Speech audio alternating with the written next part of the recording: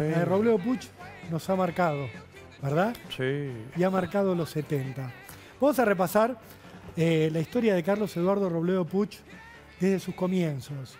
Porque estos 70 años que él acaba de festejar, los cumplió ahora el 19 de enero, tienen que ver no con una celebración, sino con recordar una de las personalidades más perversas, más psicópatas que se hayan conocido en la historia criminal argentina.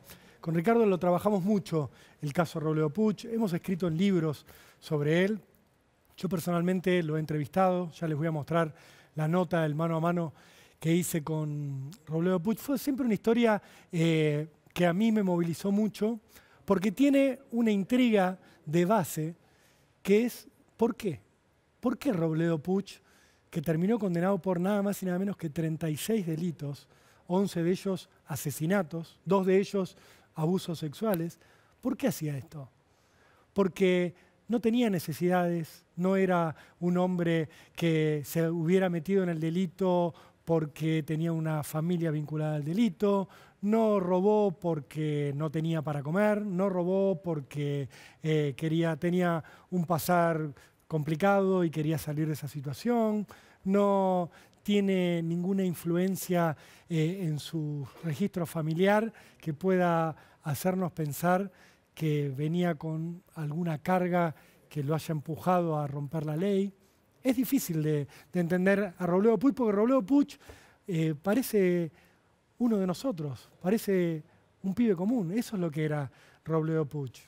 Robledo Puch nació en el norte del conurbano, en una casa acomodada. El papá, Víctor Elías Robledo Puch, era mecánico de la General Motors, en épocas en las cuales eso era un laburo muy bien pago, muy reputado, tenía un muy buen trabajo, toda la vida trabajó en el mismo lugar. Viajaba por todo el país, Víctor Robledo Puch, porque tenía que recorrer concesionarias de autos, verificando cómo se hacían los servicios técnicos. Era un apasionado por los fierros. Eso se lo inculcó a su hijo, a Carlos Eduardo.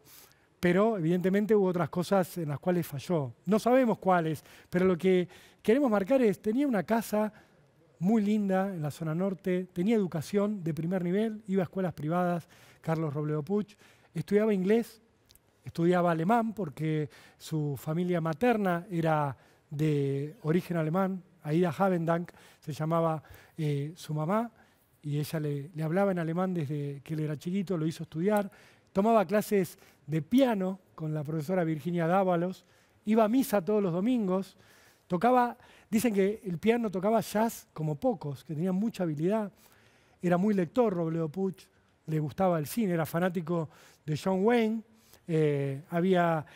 su libro preferido, diría después, era El solitario de Guy Descartes, o sea, un tipo formado al cual le dieron todo para tener un futuro brillante. Y el futuro que eligió Robledo Puch, a quienes están viendo ahí en 1972, el ángel de la muerte le decían, 20 años tenía, el pelo acá no se ve en blanco y negro, pero era rojo, furioso, tenía rulos. Robledo Puch, cuando lo entrevisté, me decía, le pregunté por esas fotos, se las mostré, en 2006 fue, y me dijo, no, yo no usaba el pelo así, yo usaba gomina todo el tiempo, porque los rulos me parecían afeminados, me decía. Palabras de él, ¿eh? A mí no me gustaba usar los rulos así sueltos, yo usaba gomina, todo para atrás. Eso explica, ya vamos a ver las imágenes del juicio, donde él se mostró en el juicio, muchos años después, fue en el 80, todo engominado, con el pelo bien tirante para atrás. Pero en la reconstrucción, claro, acaban de tenerlo y a los pocos días lo empezaron, ahí lo ven en el juicio oral. Ahora lo van a ver, pero estas imágenes son del 80, cuando fue la lectura de la sentencia. Robledo Puch cae preso y lo empiezan a llevar a dar vueltas por todos lados porque él confiesa todo menos los crímenes. Pero obviamente no tenía cómo peinarse y andaba con los rulos así sueltos y a alguien se le ocurrió, miren, se los voy a mostrar, lo tengo acá una foto, la imagen de él, exactamente, no del secretario, sino la de él sentado, este es él en el juicio. ¿Ven cómo tiene el pelo? Así era su imagen habitual. Esto es, por supuesto, él ya tenía 28 años, acá fue en 1980, pero esta era su apariencia, lo que él elegía como su apariencia, engominarse. Claro, cuando cae preso tenía los rulos sueltos porque nadie le permitió llevarse la gomina. Ustedes saben que Robledo Puch tuvo una infancia bastante normal, aunque era un pibe travieso, según contó la familia a la justicia. Empezó a tener problemas en la escuela, le robaba los útiles a los compañeros. Aparentemente la madre no tomaba ninguna medida disciplinaria con él. Él empieza a faltar cada vez más seguido a la escuela y a los 15 años le dice a la mamá, me quiero ir de casa, no quiero estar más acá. El padre bastante ausente, la madre no puede poner resistencia y él empieza a alternar la casa con la calle. Y en la calle lo que él hacía era buscar la forma de tener motos y después autos. Era fanático por los fierros. Él quería tener la moto más rápida del barrio. Y él iba a empezar a robar, según iba a confesar él mismo, porque quería comprar repuestos para las motos, para arreglar las motos, porque quería tener la moto más rápida, porque quería tener después el auto más rápido, y empieza a robar en locales de motos. Roba siendo menor. Está viviendo entre la calle y la casa durante mucho tiempo.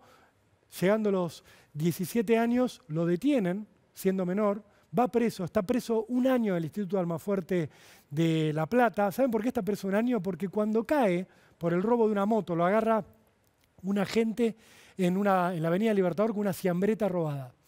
Una ciambreta que él acababa de robar de un local. Y cuando lo llevan a la comisaría, él confiesa 9 robos. Dice, sí, yo robé la ciambreta y cometí otros 8 robos. Esto está en el expediente, él lo contó. Él cuando cayó preso contó más robos de los cuales le estaban echando en cara. Y por eso va preso 1 año hasta que es mayor de edad, al Instituto de Almafuerte. Cuando sale, ya estaba todo perdido, ya se había convertido en un delincuente hecho y derecho. Él empieza a ir a una escuela privada a la cual lo llevan sus padres tratando de recuperarlo después de haber estado en el Instituto de Menores, y ahí conoce al que iba a ser su primer cómplice en el crimen y en los asesinatos. Estamos hablando de la Argentina de principios de los 70, de la Argentina de Rolando Rivas Taxista, la Argentina que atraviesa una dictadura, y en ese contexto Robledo Puch conoce a un amigo en el colegio, unos años más chico que él, Jorge Ibáñez se llamaba, él le decía Queque. El papá de Jorge Ibáñez sí era un hombre del delito, tenía armas en la casa. Jorge Ibáñez era un pibe que se divertía robando limosnas en las iglesias, se metía de noche en las iglesias a robar limosnas. A Robledo Puch lo fascinó. Y este pibe lo lleva a su casa y le muestra por primera vez un arma, y le enseña a tirar con ayuda de su papá. A partir de ahí deciden empezar a salir a robar, los dos pibes, Ibáñez y Robledo Puch.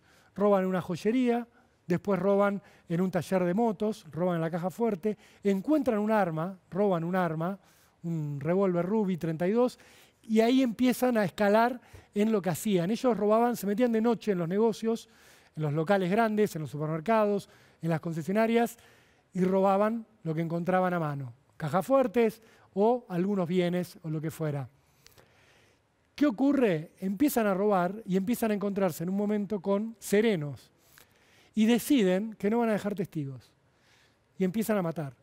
Roban, van a donde está durmiendo el sereno, le pegan un tiro. Robledo siempre mataba o a gente durmiendo o a gente por la espalda, porque era un cobarde, además de un asesino, y escapaban en un principio y en los primeros golpes sin dejar ningún tipo de rastros. Tanto así que en algún momento se empezó a hablar de que en la zona norte había un sindicato del crimen. Eso publicaba Crónica, eso publicaba Así, en aquellos años de publicaciones sepia. Vamos a ver una crónica de la época de uno de los robos a concesionarias que cometió Robledo Puch. Ingresar al establecimiento Packet Automotores, agencia ubicada en Libertador 1750. Esta agencia fue asaltada por Robledo y su secuaz y víctima Somoza el 17 de noviembre de 1971. Robaron 800.000 pesos viejos, un auto y asesinaron alevosamente al sereno del local, Juan Carlos Rosas. La señora que nos acompaña es la hermana de una de las personas que fue asesinada por Robledo Puch. ¿Quién era su hermana? Gerente del amor. ¿Por qué está? Felipe Masonardi. ¿Por qué, señora, está presente usted aquí? Yo digo, porque quise verlo. Quise ver la cara del asesino porque no podía comprender que una persona hubiera matado a mi hermano realmente y en la forma que lo asesinó. Después que se cerró el negocio, durmiendo, entró, robó y durmiendo en la cama así lo asesinó, a él y a un empleado. Y ahora que lo vio, ¿qué siente usted? Ganas de matarlo. Bueno, ¿qué puedo sentir? ¿Qué puedo sentir? Las crónicas de la época. Robledo Puch comienza robando, comienza matando y nadie sabía quién estaba matando en la zona norte. La policía en un momento se empezó a dar cuenta de que los robos que se iban sucediendo en concesionarias, en supermercados, tenían la misma mano detrás, pero no adivinaba cuál. Por eso le decía a los periodistas, no, esto es una super banda, una banda de villanos, una banda de gente muy sofisticada que roba y mata y no deja pruebas. Era un pibe de 18, 19 años, Robledo Puch, con su amigo Ibáñez, que en ese momento era menor de edad. Lo acompañaba a robar, era un pibito. ¿Qué hacían con lo que robaban? Se compraban autos. Ustedes escuchaban, hablaban de 800.000 pesos viejos. Los botines estaban entre los 800.000 pesos, los 2 millones, los 3 millones de pesos de la época. Para que sea una idea, les quiero decir, un Dodge GTX, como el que se compró Robledo Puch con uno de sus primeros botines, costaba 3 millones de pesos. Luego se compró una Chevy, la chocó, la reventó en Figueroa Alcorta y Dorrego. Se compró un Torino bronce veneciano con techo vinílico de blanco. Esas eran las cosas que lo movilizaban a Robledo Puch. Robledo Puch empieza a tener problemas con su cómplice, con Jorge Ibáñez. Se pelean varias veces y finalmente Robledo Puch decide eliminarlo. Una de las cosas que les causaba una discrepancia era que Ibáñez, en alguno de los robos donde sorprendió al sereno y sorprendió a la esposa del sereno, Ibáñez cometía abusos sexuales. Y Robledo Puch siempre se creyó que sentía algo por Ibáñez y que había ahí una situación que a él lo molestaba, no por lo ético, no porque le hiciera algo a una mujer, sino porque le molestaba que Ibáñez no lo mirara. Nunca sabremos qué ocurrió porque Robledo Puch no habla de esto y por qué a Ibáñez lo asesinó Robledo Puch. Lo pasó a buscar con el Siam di Tela de su papá, en una de las veces, unas oportunidades en las cuales había regresado a vivir a su casa. Lo llevó por la avenida Cabildo y en avenida Cabildo y Quesada, ahí en Núñez, Robledo Puch chocó a propósito con el Siam di Tela contra un taxi que estaba parado con una rueda pinchada. Murió en el acto su amigo, que estaba en el asiento del acompañante. Él se bajó y lo dejó abandonado ahí. Dejó el coche y se fue. Desapareció, se fue a Mar del Plata un tiempo, conoció a otro joven, un joven que se llamaba Héctor Somoza, lo habrán escuchado nombrar en esa crónica, y con él volvió a robar y a matar. Ahí ya estaba más acelerado. Estamos hablando de fines del 71, principios del 72. Empieza una seguidilla de entrar a supermercados, el supermercado Tanti de Olivos, por ejemplo, meterse de noche, robar 4 o 5 millones de pesos, matar al sereno, aun cuando estaba durmiendo.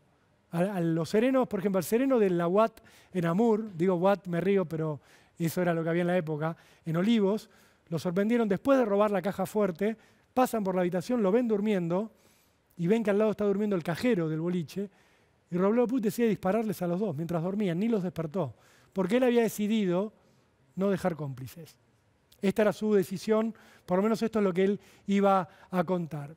Robledo Puch, en su último golpe, ya en febrero de 1972, comete muchos errores que lo terminan delatando. Él va a robar a una ferretería industrial de Carupá junto a Somoza, a su nuevo cómplice que también tenía 20 años. Entran a robar, se llevan al sereno a un rincón, ahí lo ejecutan, lo hacen arrodillarse y le pegan un tiro en la cabeza. Y después van a buscar la caja fuerte. Agarran un soldador que había en el lugar, empiezan a derretirlo, se pone Robledo a trabajar con el soldador contra la caja fuerte, y según cuenta Robledo Puch en alguna pericia que le hicieron, ahora les voy a contar lo que ha contado en sus pericias Robledo Puch, Somoza se le acerca por atrás y lo toca o lo abraza. Él nunca explicó bien, él dijo, yo me sentía amenazado por Somoza, mientras yo estaba con la soldadora tratando de abrir la caja fuerte, él me toca por atrás. Algunos peritos leyeron ahí alguna situación sexual incluso en Robledo Puch que lo incomodó. Otros dicen, no, quizás era su propia paranoia, pero lo cierto es que Robledo Puch se dio vuelta, lo empujó a Somoza, lo tiró al piso y le dio un tiro en la cabeza. Directamente, dentro del lugar donde estaban robando. Y abrió la caja fuerte, sacó todo lo que había, agarró la soldadora y le quemó partes del cuerpo a Somoza, porque pensaba, no lo tienen que identificar. Le quemó las huellas digitales, le quemó el rostro. Luego agarró un camión y escapó, un camión de la propia ferretería que estaba en el depósito y escapa. Se va a la casa, conoce a otro joven, está unos días en la casa, se va a la casa de la abuela en Villa Adelina y ahí lo detienen. Ahora les vamos a mostrar imágenes, eso ya es de la detención, pero lo que les quiero contar es que comete un error fatal en su último golpe. si bien desfigura a Somoza, él sabía que lo podían vincular con Somoza porque la mamá de Somoza lo conocía, le deja la cédula de identidad a Somoza en un bolsillo. Nunca se da cuenta que Somoza salía a robar con los documentos encima y no lo revisa. Entonces lo desfigura, pero le deja el documento. La policía lo identifica, va a la casa de Somoza, la mamá de Somoza le dice, salió con el amigo de siempre, Carlos Robledo Puch. Lo van a buscar a Carlitos, como le decía Somoza, lo detienen, se lo llevan preso, se sienta frente al juez Víctor Sazón y confiesa todo.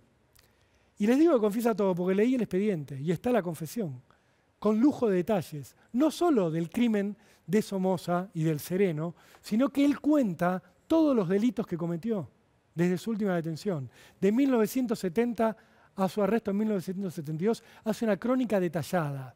Él después va a decir que lo torturaron para contar todo eso. Pero lo cierto es que se suma a sí mismo delitos, suma 36 en total. 17 son robos, 11 son asesinatos. Él lo único que dice es, los crímenes los cuenta, pero no, él dice, yo no los cometí. Los cometió Ibáñez, los cometió Somoza, los cómplices muertos, los cómplices que él mató. Él dice, ellos mataban, yo no. Yo solo robaba porque a mí me gustaba la plata. Nunca le creyeron, por supuesto, pero lo que sí pudo hacer la justicia es rápidamente constatar todo, porque los hechos se conocían. Lo que nadie sabía era quién los había cometido. Tanto es así que a Robledo Puch lo llevan a hacer reconstrucciones, a marcar los lugares que él había mencionado con el juez. Entonces la policía lo empieza a mostrar por distintos lugares. La gente se iba encima de él y lo insultaba, le gritaba asesino, lo querían linchar, lo odiaban. Si quieren, tenemos una crónica de la época que podemos mostrar ahora. La gente estaba muy indignada porque tenía esta cuestión de no entender qué había pasado, no entender el porqué. Vean esto. Autor de asesinatos que en su momento conmovieron a la opinión pública, entre ellos el de Virginia Rodríguez en Pilar el día 14 de junio del año 71 y también de la modelo Ana María Dinardo el 24 de junio también del año pasado. Esmirriado, de mediana estatura, con una campera oscura.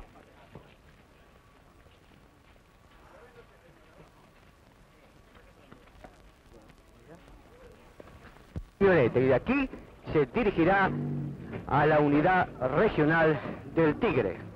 Es un muchacho pelirrojo, evidencia la edad que tiene, 20 años, luce también una remera, ojos avisores, mirada asesina, según el decir de veteranos funcionarios policiales. Ingresar al establecimiento, Packet Automotores. Robledo Puch, tal como lo está retratando Miguel, sí, fue mostrado en varias oportunidades. Miguel está inspirado en eso. Ahí hablaba Miguel... Exacto, justamente, con el fiscal y todo. Con el fiscal y todo, por supuesto, con tu detalle de siempre.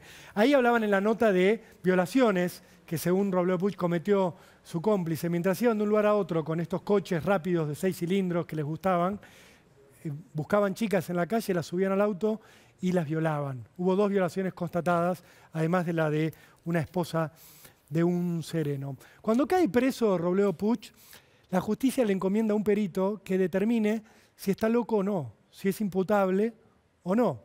Y le da este trabajo a Osvaldo Raffo.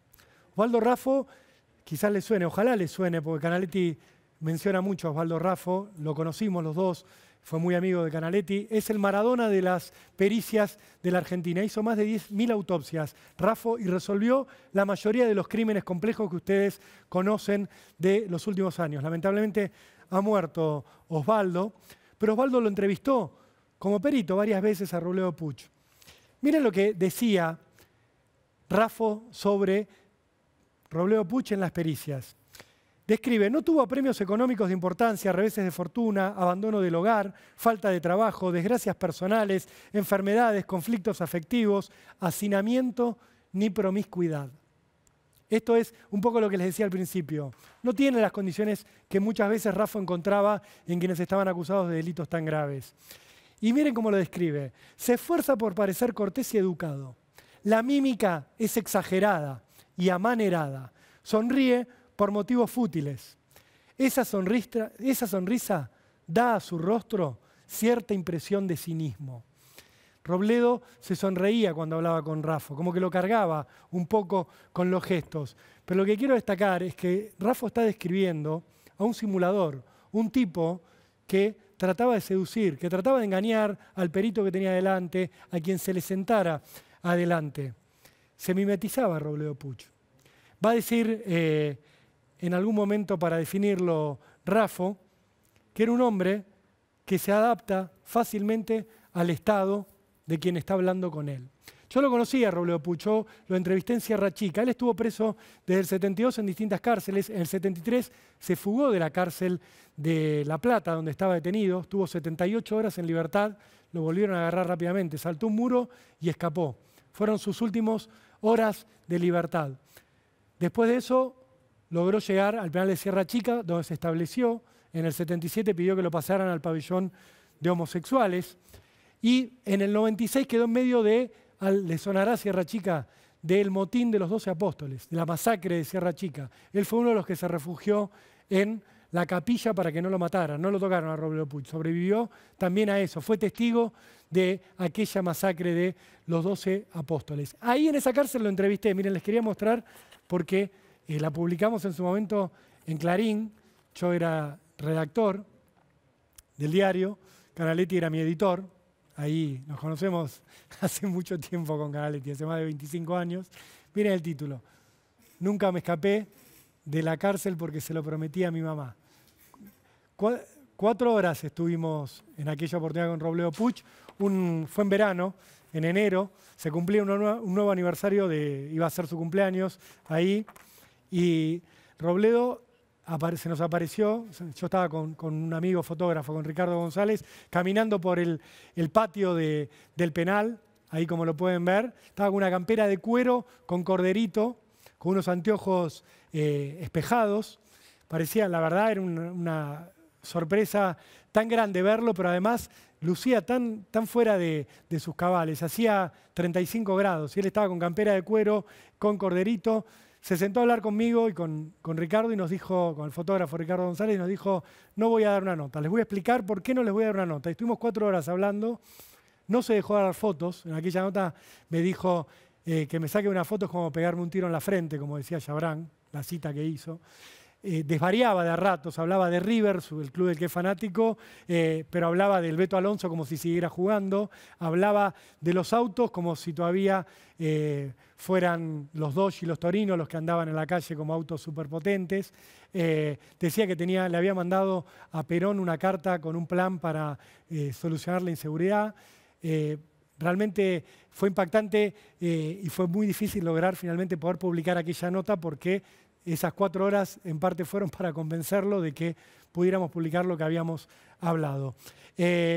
Lo que les quiero contar de Robledo Puch para cerrar es que Robledo Puch era un psicópata. Raffo dijo cuando lo definió que era un perverso instintivo, que él mismo no se cree loco ni haber estado loco, que distingue perfectamente lo que está bien y lo que está mal, y que es una definición de psicópata. Es alguien que hace sentir dolor a los demás, pero que él nunca siente dolor. Él nunca siente lo que está haciendo. Esa es la definición de psicópata y eso era Robledo Puch. Un hombre que sentía que había un vidrio, un cristal, entre él y el resto de las personas. Así está ahora Robledo Puch preso en este momento en Olmos, en una cárcel de la cual probablemente no salga nunca. Lleva 50 años ahí encerrado. Nadie se atreve a liberarlo.